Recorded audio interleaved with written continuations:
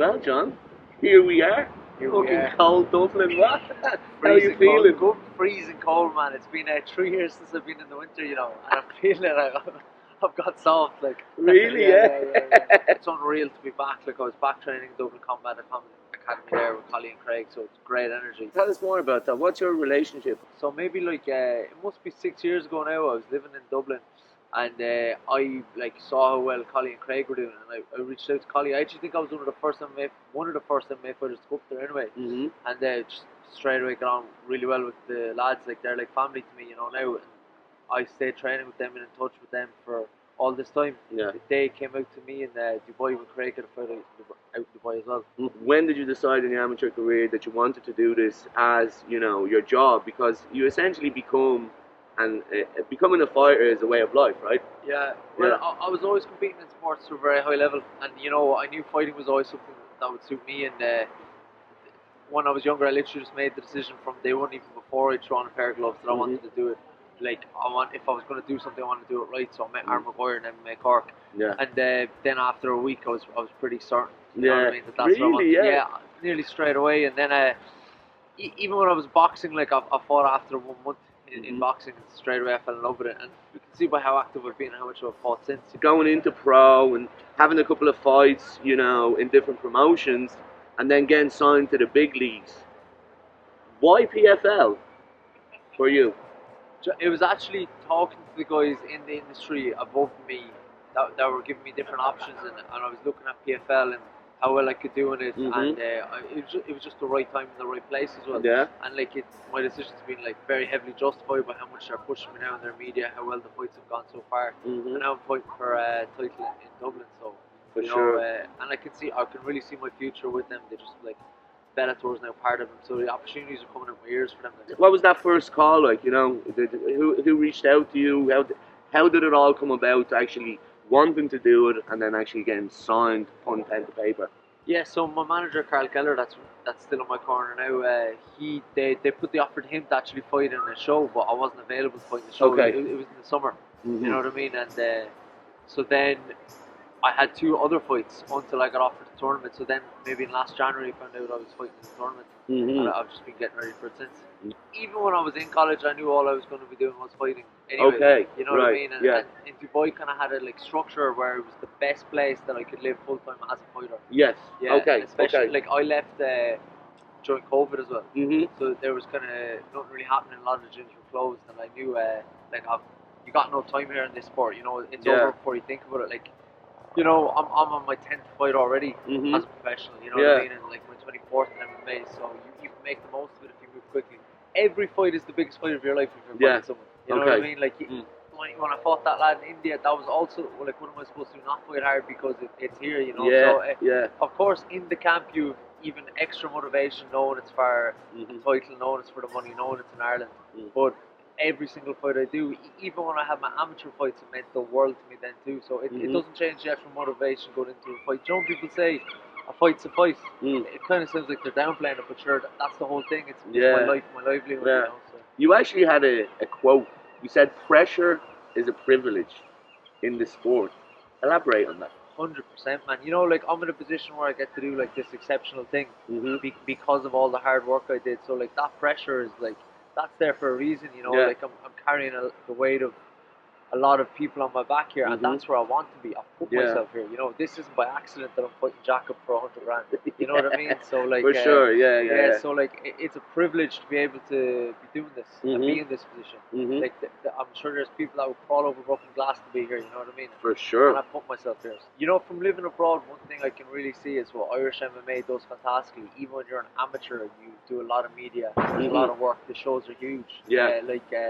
When I was an amateur defending my belts in Cork, sure, that was felt as big. I know obviously this is bigger on a grander scale, but at the time it felt just as big. But I made my pro debut in Cork on Cage Warriors, just as big. Honestly, when I was fighting in Paris and it was a sold out arena and everyone booing at me, it actually felt nearly lesser than what I'd done before, just purely because I've been in this situation for years and years now, nearly a decade in the sport competing. So Jesus Christ, from the age of 18, 10 years strong in the game. Always in fights with good media coverage. You know what I mean? So it's my bread and butter. Yeah, for sure. Okay, before we get to the final in Dublin, what was your favourite journey so far? Was it Berlin or Paris? Paris for sure. So Yeah. you know, elbows was a big part of my game. You know what I mean? So when I fought Jason the first time, there was a lot of things going in there that I felt I dominated the fight, but I wasn't happy with my performance. Okay. So this is what made me really think about like why I'm in this sport, because even though I won PFL onto the next thing, I was sick and leaving that fight because I didn't care about the money or anything that I got. I knew I could have done better. So the Paris fight was like particularly satisfying for me because I got to put a bad performance to rest with a good performance, and I dominated as much, but he came to fight a bit more, made the fight a bit better. I got to improve some mistakes I made in the prior one. So this is what I mean when I'm going into this fight. Like, you know, what am I motivated by? It's not it's really not the money. You know, like everyone works and like I have some money now. You know what I mean? It's not like it's not about that. And you don't pay tax in Dubai. There you go, man. That's half the battle. You know, I'm intrinsically motivated. Like what matters is what I see myself as. So I'm just chasing a good performance, like I was when I was an amateur. What did you do in regards to your training camp? Is there anything in particular that you did for it? And do you feel like you need to do anything different to face your opponent in the final in Dublin? This training camp, I went to Thailand. I was in Bangkok with the Hickman brothers, and they had a fantastic camp there. It was really, really good. You know, one of the reasons Thailand's so good is that there's many, but one of them is you have every sort of body, which is great for tournament format. So you know, when I was fighting like Jason, I had like obviously the best Thai boxers in the world. And I was fighting the Thai boxers, you know, far better than that lad. And then now I'm fighting like kind of a wrestler boxer. So there's way better wrestlers and boxers over there. So you get different looks. So even going forward now, like Bangtao is definitely a place I'm going to spend a lot of my time. Sometimes when you're in the gym, you're always around the same people.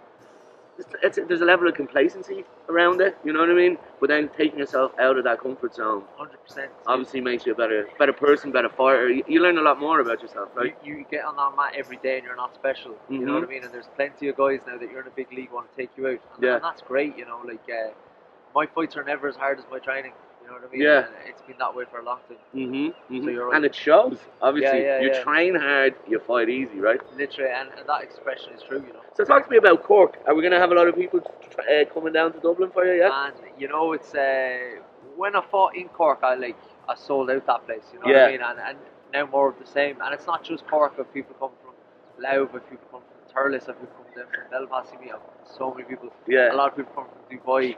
You know, so people coming from Dubai, yeah. You know, one thing I've always done is I've always made a lot of friends. You know what I mean? Like, well, you're a likeable person, man. Sure. Look, I try anyway. So there's so much people coming, man. Honestly, it's so good to see the city's really buzzing and they're really behind me. Yeah. And this is what I said is like pressure's a privilege. That's nothing but a massive positive to me. I can't wait to fight in front of them. From an outsider's perspective, we don't really see a lot of those things, you know. Yeah. But there's been a lot of hurdles for you. There's been a lot of ups. There's been a lot of downs. How do you kind of digest that and kind of navigate through it to just focus on the end goal?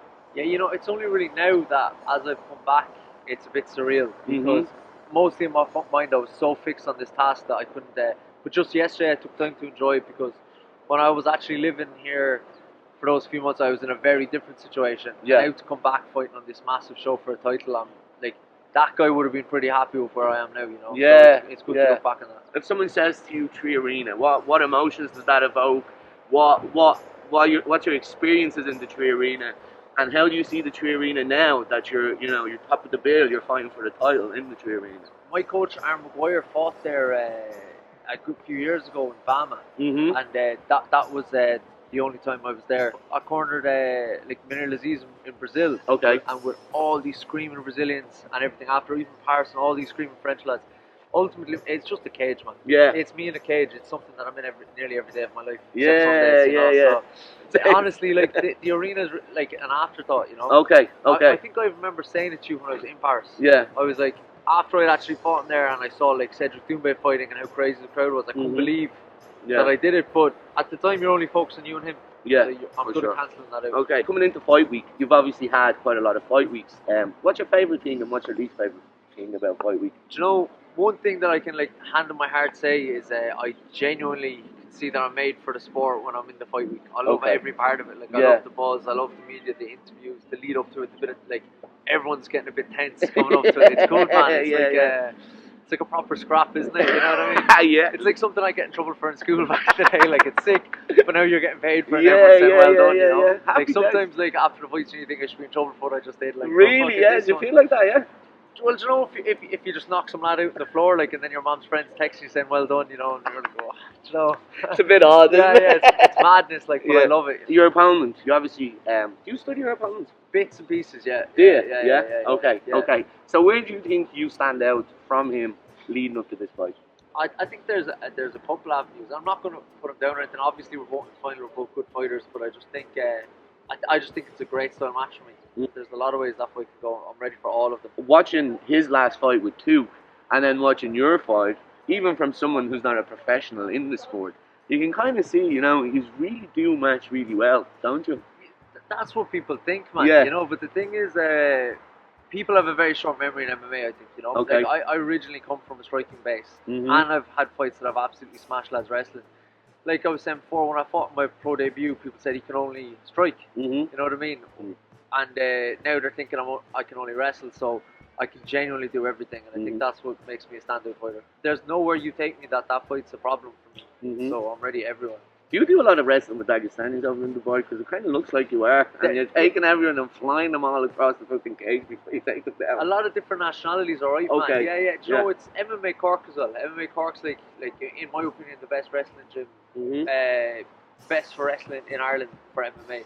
And then obviously in Bangkok you got like the Hickman brothers. Yeah.